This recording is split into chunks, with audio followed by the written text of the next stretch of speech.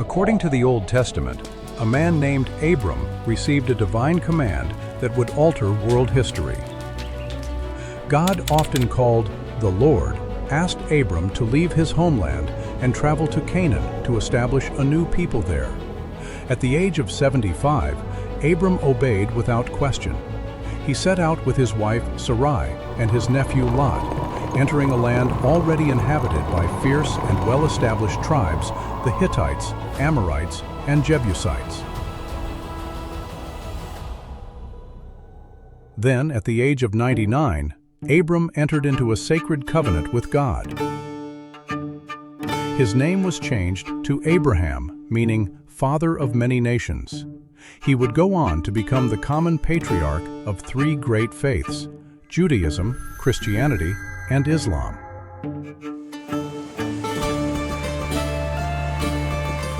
The story began at the eastern coast of the Mediterranean, around 2000 before Christ. This region, known as the Levant, was not empty desert. It was a lush crossroads of civilizations, a corridor connecting Europe, the Arabian Peninsula, Mesopotamia, and Anatolia. This land was called Canaan, bordered by the Mediterranean Sea to the west and the Jordan River to the east. At its heart sat the city of Jericho, one of the oldest continuously inhabited cities on Earth, with walls and defensive towers nearly 11,000 years old. Why does this matter? Because this ancient, contested ground is where the Jewish story begins. Abraham had two sons, and their rivalry would echo across 4 millennia. Isaac, born of his wife Sarah, is considered the ancestor of the Jewish people.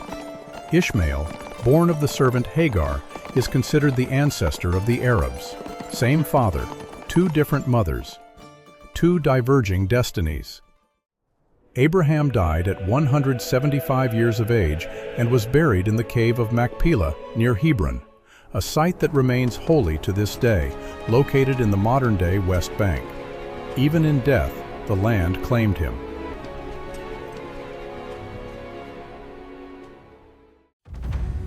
Isaac's son Jacob would carry the story forward. At around the age of 60, Jacob's infertile wife miraculously conceived a son. God later renamed Jacob as Israel, meaning one who struggles with God, and his 12 sons would become the founders of the 12 tribes of Israel. But fate had one more twist in store. Joseph, one of Jacob's 12 sons, rose to a position of extraordinary power within the Egyptian government, saving the region from devastating famine. Under his leadership, the entire Israelite people relocated to Egypt. At first, they lived in peace and security. But power in Egypt shifted. A new pharaoh came to the throne, one who neither knew Joseph nor cared for his legacy. As the Israelite population grew, the pharaoh grew fearful. What began as tolerance curdled into oppression. The Israelites were enslaved, their lives made bitter with hard labor. For generations they cried out. And then God answered through a man named Moses. 2. The Exodus and the 10 Commandments. The story of Moses is among the most dramatic in all of human history. According to the Old Testament, God appointed Moses to confront Pharaoh and demand the liberation of his people. When Pharaoh refused, 10 devastating plagues were unleashed upon Egypt, culminating in the death of every firstborn Egyptian. Finally, Pharaoh relented. Approximately 600,000 men set out on foot, along with women and children, departing from the city of Ramses toward a place called Sukkoth. After 430 years in Egypt, the Exodus had begun. During this monumental journey through the wilderness, Moses ascended Mount Sinai and received the 10 Commandments, the very foundation of Jewish belief. The first commandment established something radical for the ancient world: the absolute oneness of God, or monotheism. This single idea would reshape civilization. The sacred Ark of the Covenant, a gilded chest housing the stone tablets of the 10 Commandments, became the most revered object in Jewish history, a symbol of divine covenant and national identity. Where the Ark went, the people of Israel followed. 3. conquest of Canaan and the age of Judges. Moses died before reaching the Promised Land. His successor, Joshua, carried the Ark of the Covenant and led the Israelites into Canaan, where they fought a series of wars against idol-worshipping tribes under the rallying cry, "Hear, O Israel, the Lord our God, the Lord is one."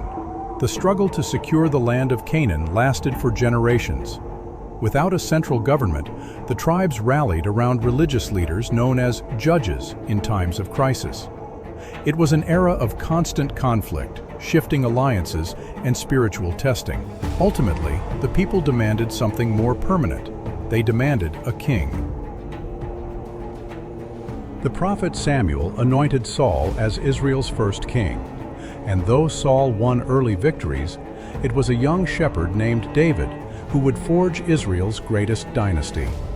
David conquered Jerusalem, a city perched in the hills of Canaan, and made it his capital, transforming it into the seat of Israelite power. One of his most famous confrontations came against the Philistines, a seafaring people who had settled along Canaan's coast around 1175 before Christ. In that legendary battle, David faced the Philistine giant Goliath and defeated him.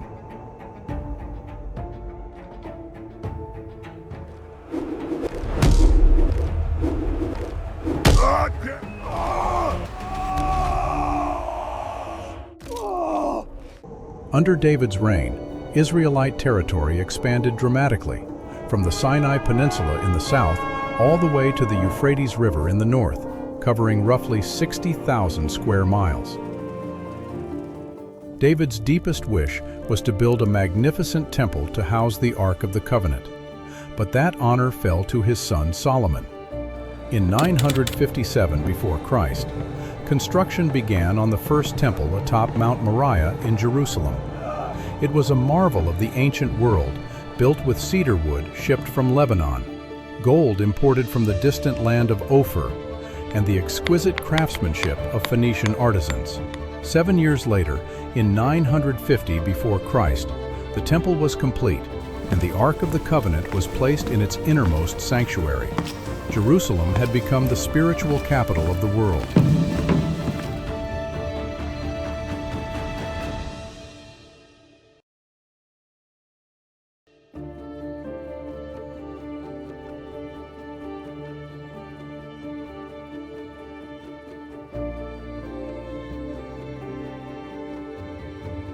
After Solomon's death, however, the kingdom fractured. Heavy taxation and bitter internal disputes split the nation into two rival states: the northern kingdom of Israel, formed by 10 tribes, and the southern kingdom of Judah, aligned with the tribes of Judah and Benjamin. Divided and weakened, they became easy prey for the great powers of the ancient Near East. Then, in 588 before Christ, the most devastating blow came. King Nebuchadnezzar II of Babylon marched on Jerusalem and laid siege to the city. For 18 brutal months, the people of Jerusalem endured starvation and constant assault. In July of 586 before Christ, the walls finally fell. What followed was catastrophic. King Zedekiah was captured. Jerusalem was systematically destroyed. The first temple, the very heart of Jewish faith, was completely burned to the ground. Its gold treasures were looted, and then, in an event that would haunt Jewish memory for centuries, the Ark of the Covenant vanished from history. The leading families were marched into exile in Babylon. The question that echoed across the centuries: would the Jewish people survive without their temple, without their land? The answer came about 50 years later from an unexpected source. Cyrus the Great of Persia conquered Babylon in 539 before Christ and issued a remarkable decree.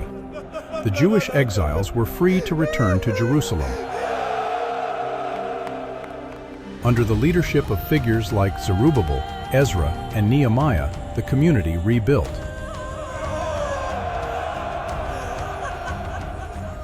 In 516 before Christ, the Second Temple was dedicated.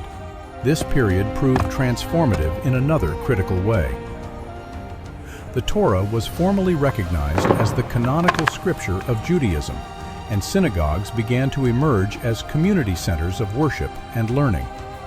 Judaism was evolving. It was no longer just a temple religion. It was becoming a religion of the text, portable and enduring, regardless of geography.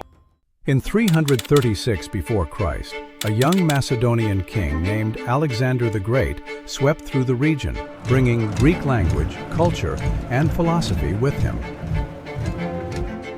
While some Jews embraced Hellenism, others fiercely resisted the erosion of their traditions.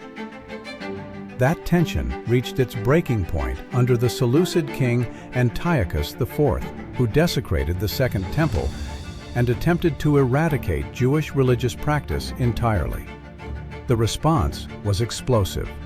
In 167 before Christ, a Jewish priest named Mattathias and his son Judah, nicknamed the Hammerman or Maccabee, launched a fierce rebellion. Against overwhelming odds, they recaptured Jerusalem and rededicated the temple. That victory is celebrated to this day as the festival of Hanukkah. The Hasmonean dynasty that followed the Maccabees ruled for roughly a century until 63 before Christ, when the Roman general Pompey captured Jerusalem and absorbed Judea into the Roman Empire. Under Roman-appointed rulers like Herod the Great, who expanded and beautified the Second Temple on a grand scale, the Jewish people lived under heavy taxation and constant political tension. Herod was widely despised despite his architectural achievements. The pressure finally erupted in 66 Anno Domini with the First Jewish-Roman War. The Romans responded with overwhelming force. In 70 Anno Domini, the Roman general Titus destroyed Jerusalem and burned the Second Temple to the ground, enslaving thousands and scattering the Jewish population across the empire. But the Jewish spirit refused to break. One final, desperate rebellion, the Bar Kokhba revolt of 132 to 135 Anno Domini, was suppressed by Emperor Hadrian with such brutality that he sought to erase Jewish identity from the map entirely. He renamed the province Syria Palestina after the ancient Philistines, a deliberate insult, and banned Jews from entering Jerusalem. This marked the beginning of what would become the Great Diaspora, a mass scattering of the Jewish people across the known world. Over the following centuries, Jewish communities spread across the globe. Ashkenazis in Germany and France, Sephardics in Spain and Portugal, Mizrahis throughout the Middle East, and Bukharans in Central Asia. In 638 Anno Domini, Muslim armies conquered Palestine, and Caliph Omar lifted the 500-year Roman ban on Jews entering Jerusalem, allowing a Jewish presence to return to the Holy City. Then, in 1099, the Crusaders arrived and unleashed a wave of persecution, slaughtering both Jewish and Muslim inhabitants. Exile followed exile. Migration followed migration. In 1516, the Ottoman Empire gained control of Jerusalem, and under Ottoman rule, Jewish communities flourished to a degree. Sultan Bayezid II famously welcomed the Sephardic Jews expelled from Spain in 1492, allowing them to rebuild their lives in Ottoman cities like Istanbul, Salonika, and Jerusalem. Though they paid special taxes, Jewish merchants became vital pillars of Ottoman commerce. For nearly 4 centuries, this uneasy but productive coexistence held until the winds of European nationalism began to shift everything.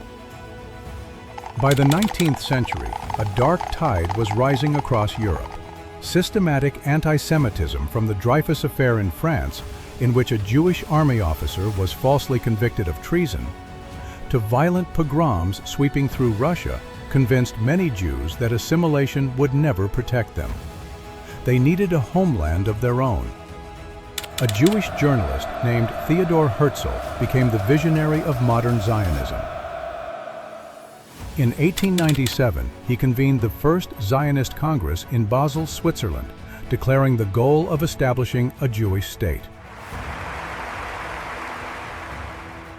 Beginning in the 1880s, waves of Jewish immigrants called aliyahs began arriving in Palestine, purchasing land and establishing agricultural colonies with the support of philanthropists like Baron Edmund de Rothschild.